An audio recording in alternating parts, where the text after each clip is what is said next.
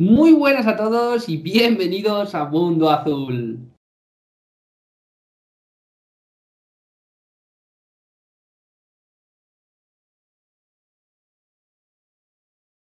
Bueno, pues ya estamos aquí un día más y hoy vamos a hablar de un tema muy entretenido, un tema que tanto para nuestra invitada como para mí, por el tema que es, por el tema que vamos a tratar, creo que es algo a nivel experiencial que no todo el mundo es capaz de reciclar, no todo el mundo es capaz de tratar.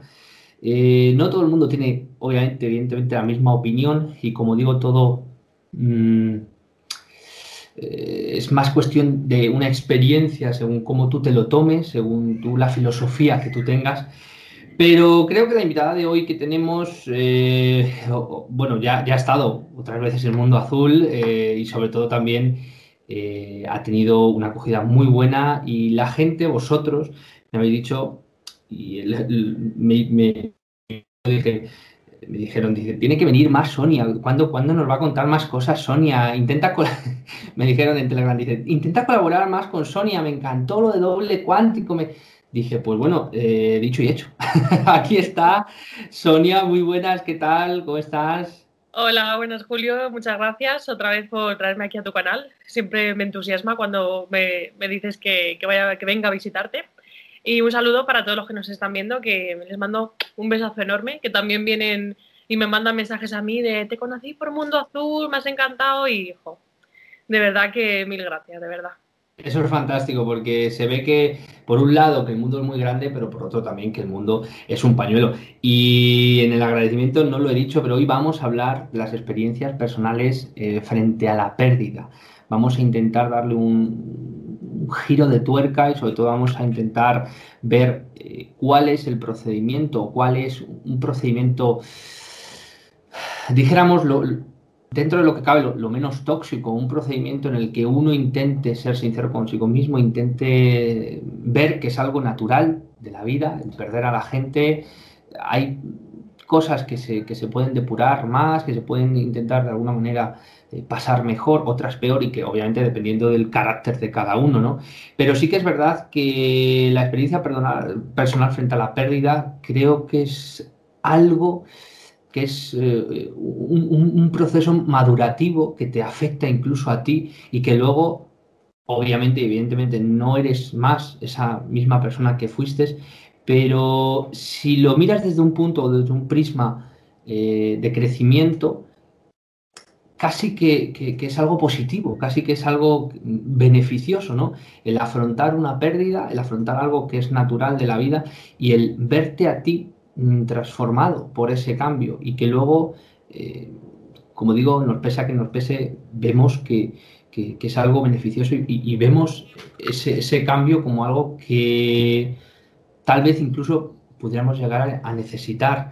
Yo siempre cuando invito a gente que cuente sus experiencias personales y sobre todo algo que pienso, que al margen de que uno lo haya superado o no, o que tenga su filosofía o que creo que es algo íntimo, creo que es algo muy personal.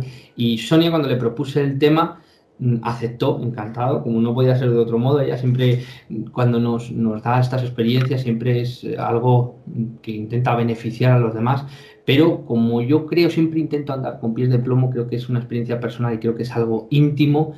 Quiero que nos conduzcas tú un poco a través de esa experiencia personal y cómo viviste, sobre todo esa cosa tan, al principio, sobre todo tan traumática, ¿no? Que bueno, que un trauma no deja de ser algo también que puede ser, como he dicho, beneficioso. Los partos también son un trauma, ¿no? Y mira lo que salen de los partos, pero bueno, analogías aparte, ¿cómo fue el procedimiento? Intenta introducirnos un poco, Sonia, en todo eso. Bueno, pues nada, vamos a empezar a hablar ya del tema. Es para a todo el mundo le da cosa hablar de este tema. Siempre parece que es como algo triste y como algo pues que hay que evitar. Y yo creo que es todo lo contrario, que debemos naturalizar cada vez más este tema y entre todos hablar de ello, porque además hablarlo, tanto si te ha pasado como si no te ha pasado, o estás a expensas de que te pase a alguien cercano tuyo, creo que hablarlo es muy beneficioso a nivel, o sea, desde un punto de vista terapéutico, que yo soy terapeuta, entonces hablarlo es muy, muy beneficioso porque dolor compartido, dolor dividido. Entonces, creo que hay que naturalizar este tema, como te dije, y que hay que hablar desde la sencillez, desde, pues bueno, desde la cercanía y no desde la tristeza y desde el aplomo con el que se suele tratar por nuestra educación, porque nos alejan constantemente de la muerte y en realidad, como siempre se ha dicho, es lo único seguro que hay. Entonces, bueno, pues vamos a intentar entre todos, y también invito a tu público a que a partir de hoy lo haga, que hable de esto sí, con naturalidad, si es que no pasa nada, que todo está bien, y compartir el dolor de uno o los sentimientos de uno está bien, y todos nos van a entender. Entonces, bueno, dime. Sí, no, es que, claro, a mí se me pasa lo mismo. Yo soy un espectador más. Si os oigo hablar y se me ocurren cosas, tengo la fortuna y la suerte de tener el micrófono y poder intervenir cuando quiera, pero se me van ocurriendo cosas, y hay una cosa fundamental que acabas de decir, de la naturalidad con que debemos afrontar este tipo de cosas. Y creo que es cierto, o sea, desde que somos pequeños, la muerte es poco menos que un tabú. O sea, es poco menos como que había una serie norteamericana que decían antiguamente que era Alf, no sé si tú te acuerdas de esa serie, que cuando venía alguien le metían en el armario. Pues esto es básicamente lo mismo, cuando sale el tema de la muerte, y sobre todo si hay niños pequeños, y que los niños pequeños tienen el don de la oportunidad y el don de preguntar cosas para que se les respondan con una sencillez, con una facilidad. Y los mayores siempre pasan lo mismo, ¿no? Siempre, igual que con el tema de dónde salen los niños. Pues esto es básicamente lo mismo. Y es curioso que en el tema de la muerte, en cuestión de la educación, en cuestión del crecimiento, el desarrollo emocional de los más pequeños, y obviamente por extensión después en el producto que somos los mayores, la muerte es out, o sea, prácticamente no existe. Y tú, casi como antiguamente en el ámbito sexual, tú te tienes que ir sabiendo cómo mover qué es la muerte, ir enterándote y discerniendo de aquí y de allá, que si Oprah, que si no sé qué, que si por aquí, religiones, y en definitiva son las que de alguna manera te dicen la opinión, obviamente, de esas personas. Pero ¿y la opinión personal que uno tiene acerca de la muerte? Y estas experiencias que tú hoy nos vas a compartir de la pérdida de una persona, ¿cómo puedo afrontar? Porque yo conozco a muchísimas personas que tienen una relación con la muerte súper tóxica. Es horrible, que se ponen incluso hasta alarmas de los familiares para recordarlos, cuando lamentablemente en vida probablemente no les hiciéramos mucho caso. Entonces, todo ese tipo de cosas, el proceso del desarrollo de una pérdida de una persona, creo que tiene que ser un proceso mucho más personal, y mirarlo con perspectiva, ¿no? Como te ocurrió a ti, ¿no? Claro, no tanto mirarlo con perspectiva, sino mirarlo con conciencia. Es simplemente eso. Obviamente, el trago malo se pasa. O sea, por muy espiritual que seas, por muy consciente que seas, al final vivimos en un mundo material, hemos sido educados en lo material, y nos apegamos y nos aferramos a lo material. Es decir, a las sensaciones del cuerpo, a un abrazo, a ya no me va a poder decir eso tan gracioso, a ya no me va a poder, yo qué sé, cualquier cosa física y material nos aferramos a ella. Entonces, por eso sentimos tanta tristeza por esa pérdida. A mí me gusta enfocar la muerte, y siempre lo digo a raíz desde que yo pasé la experiencia, como un cambio en la manera de relacionarte con esa persona. Esa persona no desaparece, sigue ahí, sigue en tu mente, sigue en tu corazón, y se puede comunicar uno con ella, con esa persona, si lo desea. Lo que pasa es que hay que aprender la forma y tener voluntad de hacerlo. Entonces, esa persona no desaparece, simplemente cambia la forma de relación y pasa a ser otra relación, pues como cuando ahora los niños conocen a chicos o chicas por Tinder y luego quedan, pues es otra forma de relacionarse, ¿no? De online, y luego quedar en persona, pues es lo mismo. Entonces, me gusta definirlo así, como un cambio de estado en la relación. Entonces, bueno, esto surge a partir de 2019. Mi madre, sin previo aviso, sin previos síntomas de nada, era una mujer siempre súper vital, súper alegre, que quería estar todo el rato yendo a casa de no sé quién y visitando no sé cuántos, y de repente, una buena mañana, la mujer pues decide abandonarnos en un derrame cerebral dramático. Yo no lo viví, entonces no tengo ese trauma metido en la cabeza que puede ser el ver la escena, ¿no? Como fueron mi padre y mi hermano, que la tuvieron que sacar del baño, estaba convulsionando, estaba pues echando espuma o baba o tal, y bueno, pues claro, ellos vivieron eso y supongo yo que es como una capa de trauma, ¿no? Que se suma. Entonces, bueno, así ocurrió. Y nada, fuimos al hospital, pero realmente o sea, estaba muerta. Lo que pasa es que los médicos no te dicen que está muerta, porque claro, a nivel cerebral, pues todavía sigue habiendo una señal eléctrica. Entonces, ellos no declaran la muerte médica hasta La que muerte clínica. hasta que se apagan todos los órganos y se apaga la señal del cerebro. Mi madre estaba mantenida por máquinas, es decir, no podía hacer ninguna función, no podía respirar, no podía nada.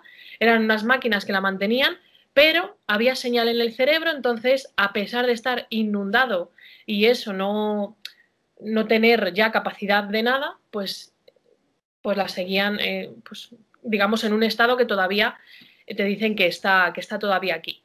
Pero realmente ya no estaba aquí. Entonces, al principio, claro, no te lo quieres creer, o sea, es como negación, ¿no? De cuando te lo dice el médico que ya no se puede hacer nada, pues entras en un proceso de negación. La primera parte yo creo es la negación de no, se puede hacer algo, seguro que se puede hacer algo, venga, vamos a intentarlo, vamos a verlo, y ya cuando los médicos pues te dicen que no, pues yo pues intenté hacer con mis técnicas ahí de toque zen y de tal y cual, pues intenté ayudarla, pero claro, me vi en una situación, claro, yo desesperada porque estaba convencida que se la podía ayudar, pero ¿qué pasa? Que en esos momentos, bueno, previamente yo estaba en la sala de espera de urgencias y haciendo una meditación y ella se me presentó en la meditación. La vi, o sea, la vi en la meditación con su cuerpo y me dijo que se tenía que ir. Pero claro, ahí pues como que no te niegas, ¿no? Como te digo, la negación. Entonces fui a ayudarla y en el momento en el que yo estaba pues con las manos puestas y demás, ella se apareció. Y yo abrí los ojos, o sea, sentí como un boom de energía, abrí los ojos y la vi detrás de la cama. O sea, la vi con los ojos, no con la imaginación, la vi con los ojos detrás de la cama. Y entonces me dijo, hija, déjalo, que me quiero ir. Ya como cansada, por Dios, déjame en paz, que ya no voy a sufrir. Mi madre era muy diva, mi madre, bueno, no la iba a cuidar nadie. Entonces se fue de esa manera. Previamente a toda la situación, esta emergencia sanitaria global que estamos viviendo y sin que nadie la cuidara como ella siempre había querido. Entonces, claro, se presentó detrás, yo me quedé como diciendo, ¿pero qué es esto? O sea, estoy viendo... Muchas veces no lo pensamos, lo que acabas de decir, si realmente creemos en que hay algo más allá y que hay una separación entre cuerpo y alma, o cuerpo y conciencia, o cuerpo y lo que sea, ¿cómo puede ser el trago, si es consciente o si no? De hecho, clínicamente hay muchos casos registrados de una conciencia realmente sobre la persona que se supone que no está, o incluso que está en unos estados vegetales, unos estados difíciles. Claro. Recuerdo un caso de un chaval que estaba en casa, que había tenido un accidente, se había quedado completamente en estado vegetativo y los padres estaban cuidando y bueno, tenía discusiones entre ellos, etcétera, etcétera, y cuando despertó a los 20 y tantos años, o sea, que es dramatismo puro y duro, el chico decía que había estado escuchando constantemente las conversaciones de entre ellos dos, que había podido ver cierto tipo de circunstancias fuera de lo que es su cuerpo. Y bueno, todo este tipo de circunstancias no pensamos, que es a lo que voy, cómo pueden estar pasándolo ellos. ¿Cómo pueden estar pasándolo esas personas, ¿no? Es decir, verdaderamente nos ponemos en un estado egoísta en el que yo quiero que estés aquí, no quiero que te vayas, pero dices, joder, ¿y cómo están ellos? ¿Cómo lo van a pasar ellos? Y sobre todo en el estado, si vuelven, por azares de la vida, si están aquí y consiguen recuperarse de esa situación, ¿cómo van a estar? ¿Qué dignidad van a tener, no? Claro. Yo, como te digo, previamente en la sala de emergencias estaba meditando y la vi totalmente tranquila, totalmente calmada. De hecho, yo la dije, como que la ordené, como que tenía que volver a su cuerpo, porque tenía que hacer muchas cosas, porque tenía que conocer a unos futuros nietos que todavía no existen, porque tenía que hacer no sé qué, porque tenía que estar en no sé dónde. Y como que la ordenaba que volviera, ¿no? Porque obviamente estaba fuera. Entonces me dijo, no voy a volver porque no quiero sufrir. Entonces me dijo, como me deseas ese sufrimiento, y estoy segura que si cojo y la digo que sí, ella vuelve. Pero ellos, yo creo que no sufren, o sea, porque en ese momento se desligan del cuerpo y como no somos nuestro cuerpo, ellos no sufren lo que hay en el cuerpo, pero depende, imagino, de la persona también, tienen un grado de conciencia, ese despertar, ¿no? Empiezan a comprender un poco, aunque sea ligeramente, de lo que puede estar pasando. Entonces, bueno, mi madre también era muy espiritual, muy tal, o sea, no al extremo, pero sí que tenía sus creencias, sus tal, entonces creo que eso ayuda. Entonces, creo que lo pasan así, que empiezan a ser conscientes y pueden dar pautas si uno está dispuesto a escucharles. Entonces, claro, a mí ya cuando me vio intentando dijo, hija, déjalo, que me quiero ir ya, como cansada, ¿no? La de cansada, en plan, que me quiero ir. Y bueno, pues enseguida quité las manos y ya pues ahí empezó la parte de asumir que se va. Entonces, para mí era muy importante que todo el mundo se despidiera de ella, que todo el mundo la dijera adiós, estando postrada en la cama, que dijera adiós a ese cuerpo, ¿no? A como la habíamos conocido. Y por eso yo insistía a todo el mundo que venía, familiares, amigos, tal, decirle adiós, que luego no os arrepintáis. Y bueno, estuvo postrada toda la noche porque donamos sus órganos, entonces necesitaba mantener el cuerpo oxigenado y demás. Y cuando volvimos a casa, porque no nos dejaban pasar la noche allí, volvimos a casa, la verdad es que esa noche dormí, te lo digo, o sea, dormí a lo mejor 3 horas, pero unas horas más profundas, De profundas. desconexión total, eso suele pasar Sí, mucho cuando estás en un sí, estado de que yo voy nervios, de... a poder dormir, tal, profundas, profundas y súper reparadoras. Y me levanté, pues me desperté pronto a las 6:30 o por ahí y dije, bueno, no, vamos con mamá porque, porque aquí no pintamos nada ya en casa. Allí nos fuimos y estuvimos pues el resto del día con ella y pues recuerdo con cariño todos esos momentos junto al cuerpo, porque realmente ella, o sea, ella estaba por ahí pululando porque de repente yo la notaba, ¿no? De hecho, empezaron a pasar muchas cosas extrañas con los aparatos, que venían las enfermeras y nos miraban como diciendo, eh, no sabemos explicar esto. Luego también movió la cabeza de una manera súper extraña, que claro, nosotros nos alarmamos y vino el médico a explicarnos que, bueno, que no nos preocupásemos porque esos eran movimientos normales de los impulsos eléctricos que ya se van apagando y mueven los músculos. Pero justo coincidía con los pitos de las máquinas.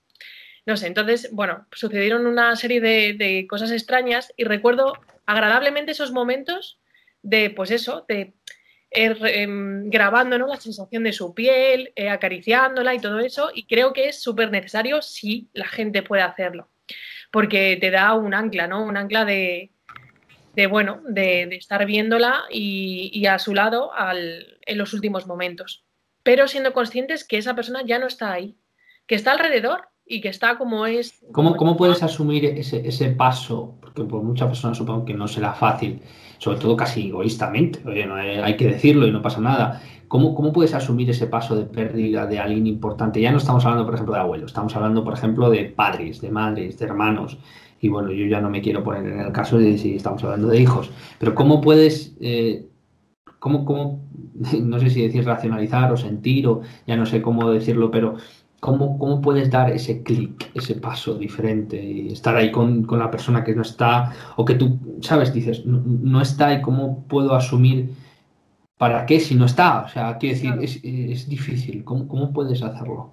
claro. A ver, yo tuve la inmensa suerte de poder hablar con ella en estas meditaciones previas y poder verla y que ella me dijese. Entonces, para mí fue más fácil en ese sentido porque yo la vi, también porque estaba predispuesta, o sea, tenía una apertura a lo mejor que a lo mejor no todo el mundo tiene y yo tuve la suerte de tenerlo. Pero también tengo la creencia de que cada uno de nosotros elegimos, no sé hasta qué cierto punto, pero elegimos la manera y el momento en el que nos vamos. Entonces, si partiendo de esa convicción que yo tengo, si creo que mi madre ha elegido irse en esos momentos y de esa manera, es por algo. Yo en esos momentos no lo entendía. ahora pasado el tiempo lo entiendo, empiezo a entender algunas cosas. En esos momentos no lo entendía, pero es que me di cuenta que no hace falta entender todo. No tenemos que entender todo ni darle explicación a todo. Es que somos muy pesados con eso y tenemos que encontrar una explicación a todo y entenderlo todo. Y eso no es así. O sea, hay que confiar en que las cosas suceden por una razón y que nosotros la desconozcamos no inhibe que esa razón exista. Entonces, creo que anclarse a esa fe, por así decirlo, es el apoyo, ¿no?, que te puede dar en esos momentos de asumir que se va y que si es así es por una decisión suya y que hasta el último momento debemos respetar la decisión de cada uno y la libertad de cada uno y que cuando lo hacen es por el bien, o sea, es para el bien de los que nos quedamos. No comprendemos por qué, pero de alguna manera nos va a beneficiar, como decías tú al principio. De alguna manera nos va a beneficiar. A lo mejor no hoy ni mañana, pero está de por seguro que eso va a ser beneficioso porque esa persona pasa a otro plano desde el que te puede cuidar de otra manera, desde el que te puede ayudar y mucho, si nos dejamos, claro. Eso es lo que muchas veces nos creemos que, de alguna manera, cuando las personas se van, hay una frase muy bonita que dicen que nunca te tienes que despedir, sino hasta luego, ¿no? No adiós completamente, sino hasta luego. Y es verdaderamente esa vinculación, porque muchas veces no lo llevamos a la práctica, ¿no? Él dice, no, yo creo que hay vida después de la muerte. Bien, vale, pues ponlo en práctica, ¿no? Si verdaderamente crees, pero pasa que muchas veces solo creemos de boquilla, ¿no? Creemos en Dios o creemos en tal o en cual, y luego a la hora de llevarlo a la práctica, cuando verdaderamente hay que poner estas cosas, como se suele decir, la carne en el asador, ¿no? Empezamos a derrumbarnos, cosa que, bueno, está casi justificada, ¿no? Por la situación en la que estás, pero como que la espiritualidad empieza como a salirse por los poros y empieza a darnos un poquito igual, ¿no? Y entonces sí que es verdad que es curioso como pensamos que esa persona ya se desvincula, es que la he perdido, ¿no? Es que Claro. se desvincula por completo de la realidad cuando verdaderamente hay una serie de, que eso estaría casi bien estudiarlo, ¿no? Hay una serie de circunstancias y de procesos antes, durante y después de lo que es el fallecimiento de una persona que son impresionantes, impresionantes. Sobre todo en el círculo familiar en el que a todos les pasa lo mismo, ensueñan lo mismo, gente, bueno, yo recuerdo cuando estaba con mi padre en paliativos, el hombre de al lado falleció y durante una semana entera estuvo sonando, tú que has dicho esto de las máquinas, me lo has recordado, estuvo sonando el pitido que tienen las habitaciones para llamar y claro, las enfermeras a esto de las 3 y pico, que fue cuando el señor murió, iban a apagar el cacharrito y volvía a sonar. Pi, pi, claro, volvías a entrar, todo esto de madrugada, la enfermera. Y llegó un momento en el que desenchufaron y el cacharrito seguía sonando. Y claro, eso ya llamaron al guardia de seguridad y el guardia de seguridad dijo que entraran ellas, que él no iba a subir, ¿sabes? O sea, hay una serie de circunstancias que casi se podrían decir como cosas normales en lo que es el fallecimiento y la muerte, tanto para las propias personas como para el que se va, que es casi un ritual y eso a lo mejor no, nos debería dejar entender que no, a lo mejor no es tan lejos como parece. A lo mejor todo no es un proceso tan traumático como nosotros queremos o intentamos hacer ver, ¿no? Y hay otra frase que me gusta mucho que dice que la muerte solo es dolorosa para los que se quedan, Sí, realmente. Entonces, teniendo toda esa composición, luego, ¿cómo puedes cargar toda esa borrachera que te has cogido de llantos, de sufrimiento, de no te vayas, y luego el después, ¿no? ¿Cómo puedes conjugar esa pelota y digerirla? Porque tiene que ser bastante difícil. claro. Por un lado, como te digo, está esa conciencia, ¿no?, de que cada uno tiene que tener y es libre de tener fe o no, o creer qué pasa o qué deja de pasar. Y se tiene que aferrar a eso. Por otro lado, luego van a salir a posteriori cuando ya, digamos, se ha consumado la muerte, ¿no? O sea, cuando ya sí que no hay aparatos que suenen ni no sé qué, ya se ha ido, ya vas a hacer el tanatorio o lo que vayas a hacer, o enterrarle o incinerarle, lo que sea. Ahí es cuando empieza un proceso como claro, por un lado tu lógica lo entiende, pero las emociones no se mueven tan rápido como la lógica. Entonces, cuando las emociones se intentan adaptar a la lógica, tardan mucho tiempo. Y a eso es a lo que llamamos duelo. Entonces, claro, ese duelo, como todo shock en la vida, pues tiene un proceso. Por muy espiritual que seas y por muy consciente de que sepas que esa persona que está bien, que está ahí mirándote, que está cuidándote, que no sé qué, ese proceso lo pasamos todos, incluida yo, y tiene una serie de fases. Al principio es rabia, porque es como que le echas la culpa, ¿no?, a esa persona, pero ¿por qué te has ido? ¿Pero por qué no sé qué? Y me has dejado sola y no sé qué. Bueno, pues eso hay que sacarlo, ¿no? Y hay que permitírselo. No pasa nada, está bien sentirlo, es normal. Y sobre todo hay que aceptarse, sentir eso, no castigarse a uno mismo por encima sentir eso. Luego viene un proceso de culpa, ¿no? De remordimiento, de, joder, pues la última vez que hablamos le dije que no sé qué, no le tenía que haber dicho eso y no sé qué. Y ese remordimiento en función de cómo tú hayas tratado... El toro se va amansando poquito a poco, vas cabeceando. Sí. Pero a ver, si no has cuidado tus formas durante que esa persona estaba viva, eso sigue coleando muy... Y eso es lo que muchas veces hunde a las personas y no las deja salir del duelo, el remordimiento. Entonces es muy importante, si eso pasa, que esa persona, o sea, la persona que lo está sufriendo, se imagine a su familiar delante y le pida perdón. Porque ese perdón es real. O sea, le está pidiendo perdón realmente. No es que ya no valga porque ya no te escucha, es que te está escuchando. Te está escuchando además las 24 horas, así que se lo puedes hacer cuando quieras. Entonces es muy importante superar esa fase y es muy importante. Es como eso que dicen de sanar al niño interior, ¿no? Sería algo parecido como el sanar la relación que tú crees que no está. Claro, es decir todo lo que no pudiste decir. ¿Cómo que no lo pudiste decir? Lo sigues pudiendo decir. Claro que sí, no te lo tienes que quedar guardado, lo puedes decir si se te escucha. Y lo importante es que tú te escuches diciéndolo. Y esa sería la barrera emocional que nos han plantado de niños.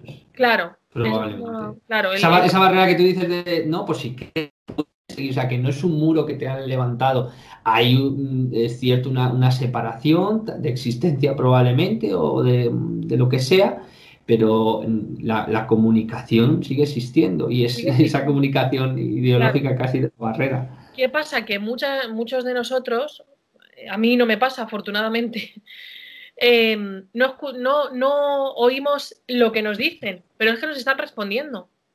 Y yo me sorprendí en eso porque una de mis grandes aflicciones después es que mi madre se murió un domingo y yo por última vez había hablado con ella un jueves, cuando hablábamos a diario. Y entonces a mí me carcomía eso de ¿por qué no nos llamamos el viernes y el sábado? O sea, no entendía nada y claro, eso a mí me consumía mucho.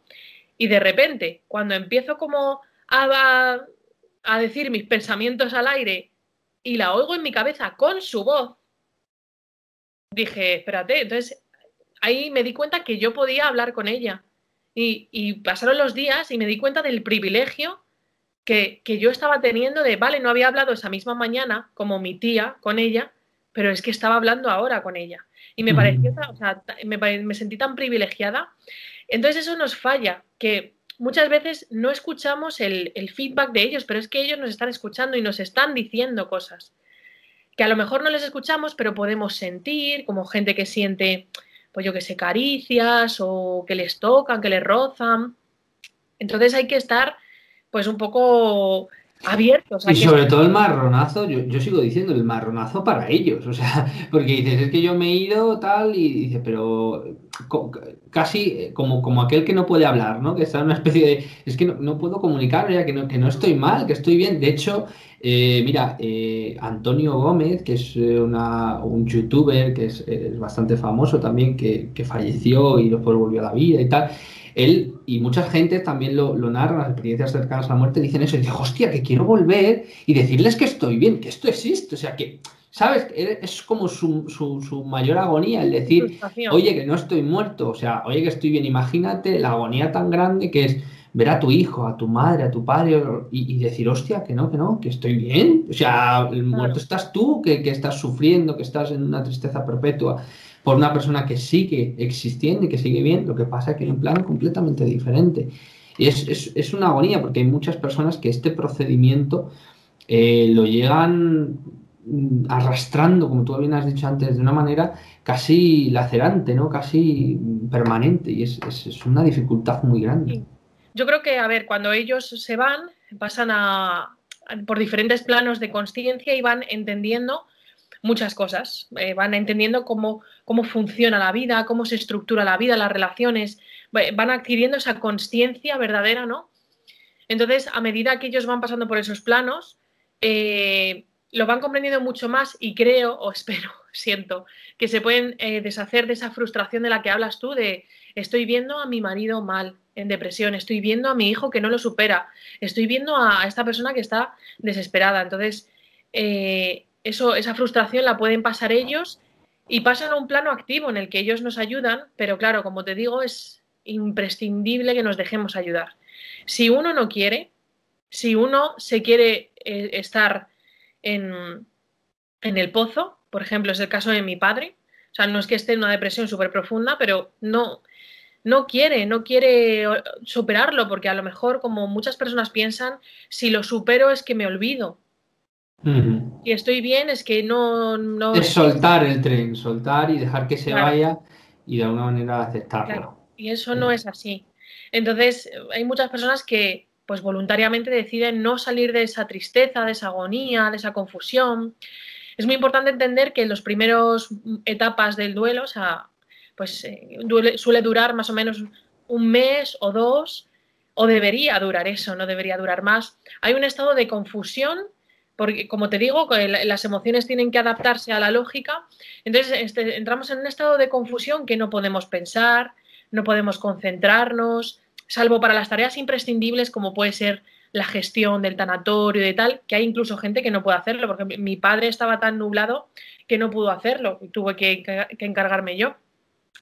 Pero luego entramos en un estado que yo, o sea, yo soy una persona que estoy todo el rato haciendo cosas, súper concentrada, tal, y que puedo hacer muchas cosas a la vez, en plan, ver un vídeo en YouTube y leer una cosa a la vez, y me entero de las dos cosas. Pues no podía hacer nada, no podía ver ni una película, no me enteraba de nada, estaba como en un pause y entonces lo único que me entretenía, o sea, pero no era ni tristeza ni nada, se entró como en un vacío que no sentía ni tristeza, o sea, había momentos de llorar, ¿no? De tristeza, ya no la tengo, de no sé qué, y había momentos en los que no sentía ni padecía. Entonces a mí lo que me vino bien, lo que me sacó, bueno, lo que me ayudó a superar todo eso es hacer cosas. Entonces me iba con amigos y yo que sé, nos tomábamos algo y entonces yo contaba y contaba y lo de las máquinas, ¿no? Y qué fuerte lo de no sé qué, pues un poco normalizando esa situación, haciéndose también a las personas que no se sintieran tan incómodas, ¿no? Hay gente que se siente muy incómoda preguntándote. Pues yo lo contaba con total naturalidad y tal, y luego hablamos de otras cosas, o me iba con mi chico a los caballos, que él trabaja en una hípica. Tenía que estar como haciendo cosas, porque no podía ni leer, ni ver la tele, ni nada. Entonces eso me ayudó a ir como reflotando, a ir metiéndome otra vez en mí, en la actividad, en mi vida, y aceptando que ese trance hay que pasarlo, pero hay que salir de él. O sea, no nos podemos quedar ahí, pobrecito, que se me ha muerto no sé quién y soy un pobrecito que me tienen que venir a consolar. No, tienes que salir tú. Y si no quieres salir tú, nadie es responsable de sacarte. O sea, Sí, no, no, y sobre todo que hay gente que se recrea en ese tipo claro, de situaciones. Hay gente que constantemente, pues eso, está como casi degustando la situación, degustando. Es una especie de morbo extraño al que parece, como tú bien has dicho antes, que si no hago esto es que no les quiero lo suficiente. Yo, de hecho, hay a veces que incluso creo que soy un punto y aparte, porque según voy cumpliendo años, no tengo de momento mucho, pero no sé cuánto voy a llegar cuando llegue en ese momento, y es, según voy cumpliendo años, me voy dando cuenta de que tengo menos necesidad de sentirme mal por una persona que se ha ido. Y a lo mejor puedo tener una buena relación con esa persona. El otro día me enteré de que un vecino mío había fallecido, que no es que fuéramos íntimos y tal. Pero claro, hay a veces que dices, hostia, tal, se ha muerto. Pero claro, luego te quedas y dices, joder, pues si es que ahora está mejor que yo. O sea, quiero decir, claro, en el sentido de decir, pero si es que es algo natural de la vida, o sea, que te puede dar más palo, más sorpresa, pues un niño si se muere, un adolescente, o te puede Claro, sorprender el decir qué motivaciones han sucedido para... Pero luego dices, bueno, si el proceso realmente es que ir a un tanatorio y decir, hostia, es que lo siento, hostia, es que mira, que era bueno, era malo, era tal cual, y ya recordar y recrearte, dices, es que no es necesario. Esta gente que se parapeta muchas veces, a mí eso me causa un impacto. Eso sí que me causa impacto. El que se parapeta frente al cristal para ver el cuerpo muerto de la persona y como es casi como un procedimiento en el que entran y la gente solo va a mirar a ver el cuerpo, pero ¿qué vas a esperar encontrar? Pues una persona muerta. Y eso es como que les ayuda a entrar en el calor ambiental de él, hay el fallecido. Entonces es como una especie de ritual extraño de decir, ¿sabes? O sea, casi es preferible muchas veces decir, porque vamos a hacer como hacen en México, que es una fiesta, recordar a la claro. familia, recordar a los ancestros y no solo recordarlos, sino mantenerlos presentes como si todavía fueran y estuvieran vivos. De alguna manera, recordar lo que les gustaba de comida, recordar los buenos momentos, las circunstancias que en definitiva, más tarde o más temprano, te quedan, o como tú dices, te deberían de quedar. Debería ser una situación de alegría, aunque puedas surgir ahí esa tensión del me gustaría que estuvieran aquí, me gustaría estar con ellos. Pero bueno, en definitiva, siguen de alguna manera estando ahí. Y hay otra palabra que siempre que dicen, o continúas o te quedas. O sea, si tú no aceptas cierto tipo de circunstancias y el devenir de los acontecimientos como fluyen, Mm. te terminas quedando y como que te vas convirtiendo un poquito más en irreal, ¿no? Empiezas a ser una persona más insociable, una persona más huraña, una persona más cabreada, más resentida. Es como que cada vez te vas haciendo un poquito más irreal. Si no aceptas la realidad de tu alrededor, has perdido una persona, ya no está, acéptalo e intenta sobrellevarlo de la mejor manera posible y sobre todo verlo como es un proceso natural. Una abuelilla que yo tengo de 97 años dice, ¿a te crees que yo tengo la vida comprada? Porque siempre, siempre le estamos diciendo, le decimos, Victoria, que tienes muchos años, y digo, te has quedado con toda la edad de todo el pueblo.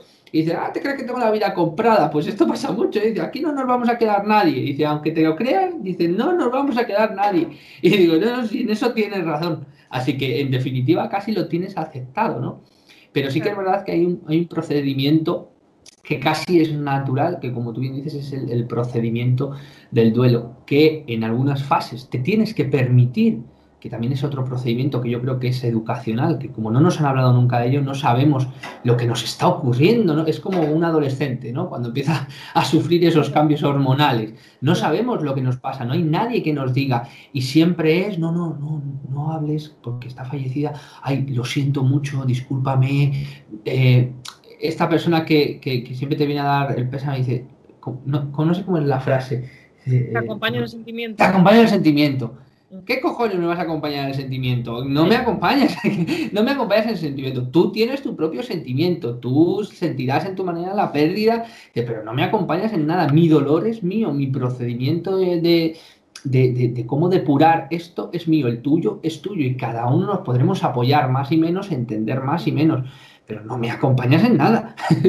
No me acompañas absolutamente en sí, nada. así. Claro, entiendo que la muerte es un proceso que deberíamos hablar más. ¿Tú lo has podido hablar con tus familiares de la misma manera? ¿Lo entienden de la misma manera? Nos has dicho que tu padre no, pero no sé, el resto de...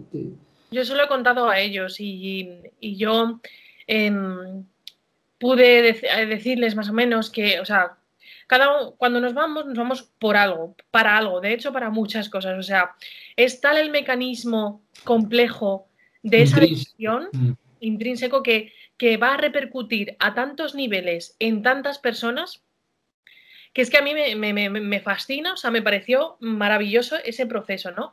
Porque esa persona ha decidido irse en ese momento para algo que son muchas cosas que van a afectar a todo su entorno. Y yo, más o menos, he podido ir dilucidando también porque me ayudó mi madre, me dio algunas pistas, porque me decía, no te lo puedo decir todo porque no lo vas a entender.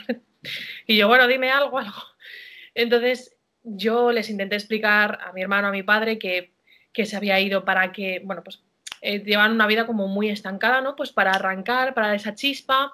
Entonces, mi madre prefería, digamos, como dijo ella, prefiero irme yo y aprovechar 2 vidas, que era la de mi padre y la de mi hermano, que estar 3 en pausa, que como vivían Una juntos. frase muy buena. Sí, entonces yo se lo expliqué, pero claro, luego ellos deciden y luego ellos llevan a término ese deseo o no. Yo creo que muchas veces si supiéramos cierto determinado tipo de cosas, a lo que tú has contado antes de yo tengo esa suerte, yo tengo esa capacidad y yo tengo también, muchas veces creo, y esto ya es una opinión personal, que es una valentía, porque digo, hostia, si esa persona también, o sea, los sentimientos de cada persona, ni tú eres mejor, ni yo soy mejor, pero si esa persona puede superarlos, es que se puede superar. Si una persona ha perdido una pérdida, o sea, tú también puedes y si no lo haces es porque no quieres. Entonces, si muchas veces también pienso que esas personas no lo superan es por una falta de preparación, una falta de decir, a lo mejor es que no están capacitados para entender cierto tipo de cosas y necesitan un tiempo más largo, incluso en muchas ocasiones te mueres y aún no lo has entendido, ¿no? Se mezclan muchas cosas. A ver, un duelo normal, como muchísimo a nivel terapéutico, debería durar 18 meses. Si después de 18 meses esa persona sigue hundida, que no puede levantar cabeza, que le arrastra mucho la pena, necesita ayuda profesional. Y hay que hacerlo y hay que ser conscientes porque uno ya no puede salir del pozo, necesita ayuda. Previo a ese tiempo, bueno, pues hay uno que cada cual lo va capeando de la mejor manera posible. Como decíamos, no es lo mismo una muerte porque se ve venir, porque ya eres mayor, que una muerte inesperada, que aunque seas mayor o menos mayor, pues siempre sorprende a todo el mundo, ¿no? Te deja ahí como en un shock que, pues claro, porque no te lo esperas. Qué Entonces, difícil es muchas veces pedir ayuda también, ¿no? sí, es que, claro, en esto es como, no, tengo vergüenza de lo que estoy sintiendo y entonces pues no se lo digo a nadie, no pido ayuda. Y es que tampoco es pedir ayuda, es simplemente a lo mejor desahogarse con un familiar, con un amigo, con alguien de confianza y a lo mejor ni que te dé un consejo, sino simplemente que te escuche, porque cuando tú sacas ese dolor, esos pensamientos, es como un peso liberado y cuanto más lo haces, más te liberas, más lo comprendes, más empiezas como a darle otra perspectiva, más lo dices, más lo asumes. Decir en alto las cosas es muy, muy importante. Entonces, Incluso la culpa también, yo creo que una de las cosas que claro, más problemas acarreamos, incluso la gente, estamos habituados a autoculparnos de todo. claro, No nos culpamos de las cosas que nos tenemos que culpar, pero sí de las cosas que nos hacen quedar como bien, ¿no? O sea, yo sí me siento o me autoobligo a sentirme mal por cierto determinado tipo de cosas y eso lo llevo a un escenario de pácate, bájate del escenario y deja de estar actuando porque que ya no tiene sentido lo que estás haciendo, pues claro. Nosotros seguimos y seguimos y seguimos con esa culpa que sí. parece ser que es nuestro familiar, casi esa culpa, ¿no? Que es alguien conocido. Y es que la llevamos a unos términos Eso es impresionantes. lo que te decía antes, que es uno de los grandes impedimentos de la superación de un duelo, el remordimiento, la culpa. Hice esto, no dije esto, no sé qué, la traté así, la traté asado, y eso pesa mucho. Y si no la sabes liberar y no sabes pedir perdón a la persona que se ha oído, aunque yo ya no esté, pero tú necesitas oír tu propio perdón, pues, pues es un gran lastre. También hay muchas personas que aprovechan, a ver, de manera inconsciente, que nadie se me enfade, aprovechan este tipo de varapalos de manera inconsciente para meterse aún más en su papel de víctima. Hay gente que necesita estar en un papel de víctima permanentemente en su vida y entonces aprovecha esto para victimizarse aún más a nivel inconsciente. Hay un dicho que dice que tienes que ser, ¿cómo es? El muerto en el funeral, el novio en la boda. En definitiva, tienes que ser siempre el protagonista, ¿no? Claro, Y es. pues necesitas la atención, que te cuiden, que no sé qué, porque a nivel inconsciente tienes muchas carencias, tienes muchos vacíos, no los sabes llenar, entonces te vuelves víctima y te tienen los demás que atender. Y pues el resto del mundo es muy malo porque, mira, tú estás pasando por esta situación y al resto parece que no le importa. Entonces, bueno, a esas personas o se dan cuenta ellas o no hay, o no hay más tu tía. Y a día de hoy, ¿cómo llevas ese procedimiento? ¿Sigues en estado de aprendizaje y de crecimiento con la pérdida o has llegado a un punto en el que crees que has tocado techo? No, imagino que esto pues te enseña muchas cosas a lo largo de todo el resto de vida que te quede. Te enseña muchísimas cosas y a lo mejor cada vez que hablas de ello o que intentas explicárselo a alguien, pues ves como una perspectiva nueva, ¿no? Aprende o caes en algo en la cuenta. Y como te digo, mi madre me dijo que no me podía decir para qué se iba, porque muchas cosas no las iba a entender. Pero yo creo que a lo largo de la vida iré descubriendo, porque me pasarán cosas y diré, ah, claro, esto pues está pasando de esta manera, o seguro que ella está yo haciendo algo para que esto pase así, y, ¿sabes? Conectaré muchísimas cosas y eso me pasará hasta el fin de los tiempos. Sobre todo si ya solo pensamos así de forma racional en quién eres tú, quién eras y ese proceso evolutivo que has sufrido probablemente o bien en 18 meses o bien en 2 años o bien, como tú dices, a lo largo de una vida, la cantidad de circunstancias paralelas, díscolas a ese cambio, a esa transformación de no estar con esa persona más, han sufrido gracias a esa pérdida. Tú has crecido y has podido influir, como lo de Benjamin Button. Si yo no hubiera perdido a no sé Claro, quién, yo no habría hecho. Y eso es una cadena infinita de claro, experiencias y de sucesos que no habrían ocurrido si esa persona ya no estuviera. claro. Y la maravilla es que todo eso estaba medido. Que eso es lo que me alucina a mí, que todo eso estaba pensado y estaba calculado. Entonces, pues Es eso. un golpe para el ego brutal, ¿eh? O sea, quiero decir, es un golpe el decir que hay algo que va 3 o 4 vidas por delante tuya, planificando antes de que Claro, tú, en definitiva, no sirve de nada enrabietarse, no sirve de nada, nada. O sea, simplemente tienes que ir fluyendo con las circunstancias y cuando piensas que algo no tiene lógica, al final es que eres tú que no tienes tanta perspectiva. claro, claro. Al final, si no entendemos algo, es mejor dejarlo. Déjalo, no lo entiendes. Tiene una explicación. No la tienes que entender, déjalo, no le des más vueltas, porque eso es lo que muchas veces tortura a una persona. ¿Pero por qué? ¿Pero por qué? Que no tienes que saberlo todo, que te relajes, que cojas un libro y leas, que vayas a visitar a tu familiar o a tus nietos, que aprovechen la vida, que aquí no se ha ido esa persona para verte a ti enfurruñado todo el día y llorando por las esquinas o haciéndote la víctima, que no, que esa persona al final, a ver, yo imagino que no sufren por eso, pero ver a las personas que has dejado en la tierra sin salir del pozo, pues joder, pues dice, joder, o sea, que me he ido para que arranques y no estás arrancando, cojones. Encima que me voy, a que vuelvo. Claro, a que me presento allí te doy.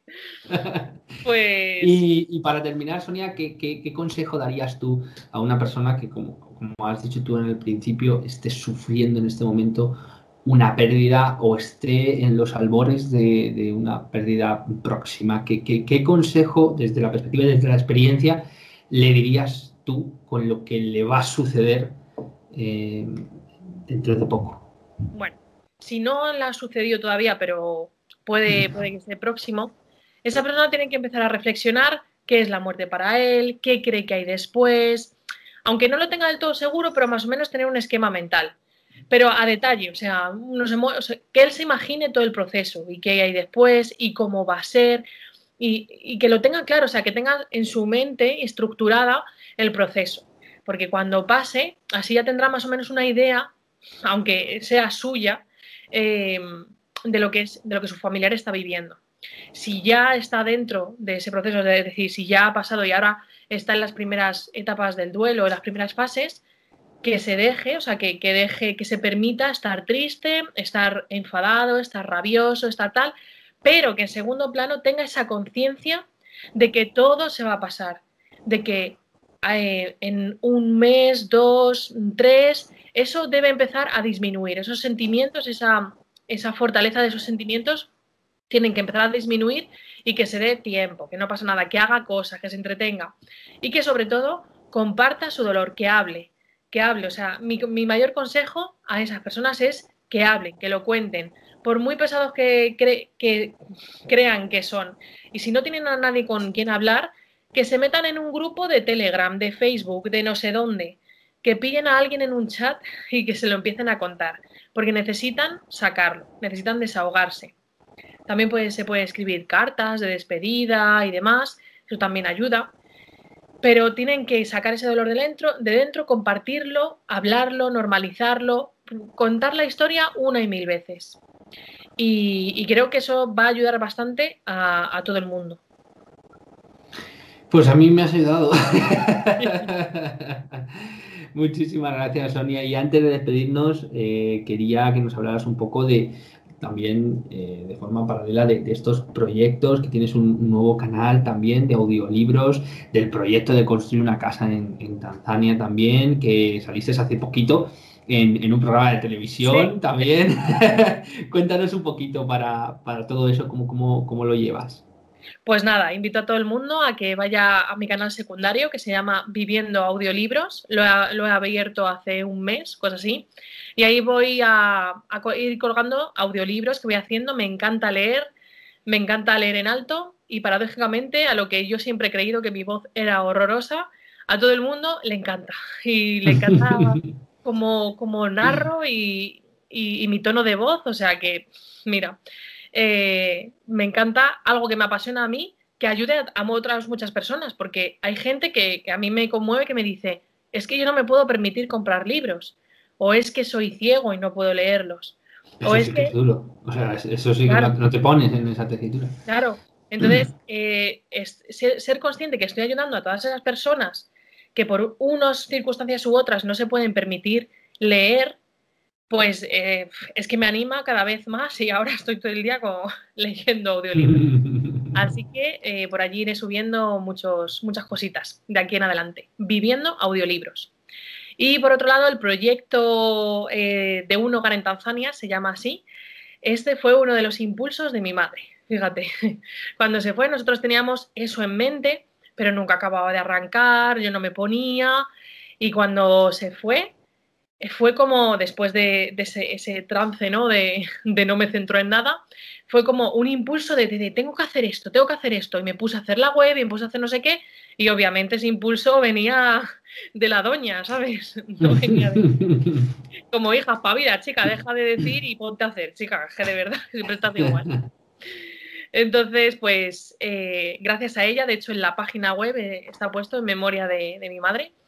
Y nada, tenéis toda la información en www.unhogarentanzania.com. Este proyecto es muy sencillo. Se trata de construir una casa a la familia de mi marido, que vive en Tanzania, en un poblado. No tienen agua ni electricidad. Viven más de 17 personas en 2 chozas de barro. Imaginaos las condiciones de humedad, de enfermedades. Entonces, bueno, pues se ven rodeados de una serie de circunstancias que les impiden mejorar. O sea, a mí mucha gente me dice, es que les estás dando, ¿cómo es el dicho este? Un pez en vez de enseñarles a pescar. Vamos a ver. Tonto la mierda. Porque A mí la gente cada vez me sorprende más, ¿sabes? El devenir, el flujo mental que tienen. Muchas veces dices, o una de dos, o eres ya así de fábrica, o hay algún tipo de cortocircuito que no ha conectado bien del todo. O sea, ¿cómo alguien, el procedimiento de una cosa tan buena, tan enriquecedora, como es ayudar a los que no tienen, o que tienen menos que tú? O sea, una vida. Yo no he tenido la fortuna de ir nunca a Tanzania, pero sí he conocido vidas un poco bastante difíciles y la gente siempre, o sea, es como si te miraran por encima del hombro, ¿sabes? Y lo primero, lo supieran todo. Lo segundo, ellos hubieran hecho 20 o 25 mil millones de proyectos exactamente semejantes. Y en definitiva siempre tienen una palabra desagradable, siempre, para toda circunstancia. Casi eso también es un procedimiento de duelo, ¿no? Porque es el muro impresionante. de su humanidad, porque no la Sí, tienen. sí, sí, sí. Yo a estas personas siempre les digo lo mismo. O sea, gracias porque nos estás mostrando cómo justificas tu insolidaridad. O sea, es simplemente una justificación de que ellos no van a ayudar a nadie y se justifican así, de esa manera tan estúpida. Pero bueno, en fin, casos aparte, la casa es para que mejoren sus condiciones. O sea, si un niño no puede estudiar, ¿cómo va a salir de su vida?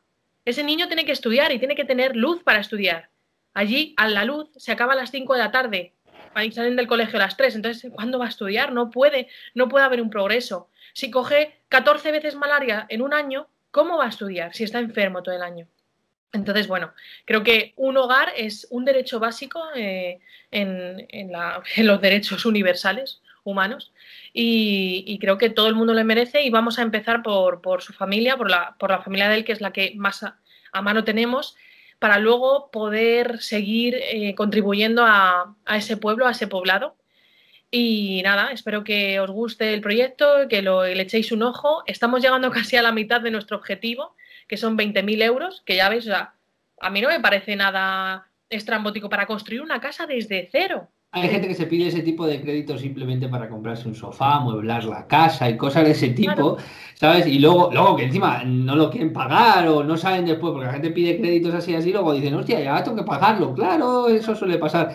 Pero luego cuando son de este tipo de proyectos siempre empiezan, ay, a mí me han ay. dicho, es mucho dinero. Yo me he construido una casa aquí en España por menos dinero y enséñamela, enséñamela, porque vamos, debe ser un cobertizo. Y no solo construirla, es amueblarla para 17 personas. Y Son supongo muchas que llegar personas. hasta allí, porque claro, no es llegar y me Claro, materializo allí y ya está, ¿no? Es eso llevar es, todo el material, eso llevar a es. la gente que tiene que construirlo, poner, los arquitectos supongo que estarán implicados. Bueno, es que ¿sabes? Estamos hablando de Tanzania, no estamos hablando de aquí, de al lado de la frontería de tu casa, ¿sabes? Es que mucha Claro. gente no.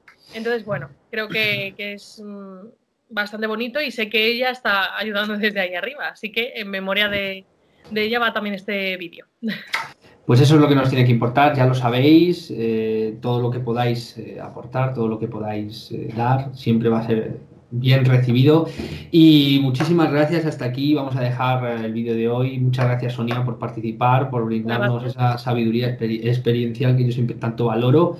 Y ya lo sabéis, la pérdida muchas veces no es tanto, sino que por un lado se quita, pero por otro ganas mucho más. Algunas veces tienes que sufrir un pequeño proceso de transformación y todos los procesos de transformación, desde un parto hasta un crecimiento, en la vida que llevamos, en la experiencia que tenemos, necesitan un poco de dolor, ¿no? Hay un dicho también que me gusta mucho que dicen, la vida dijeron que merecería la pena, no que fuera fácil. Pues esto, aquí con esta frase cumbénica terminamos. Muchísimas gracias, Sonia, gracias por estar aquí con nosotros. Y nada, a todos vosotros os veo en el próximo vídeo. Gracias por estar ahí, por todos los comentarios y un abrazo fuerte a todos. Un abrazo.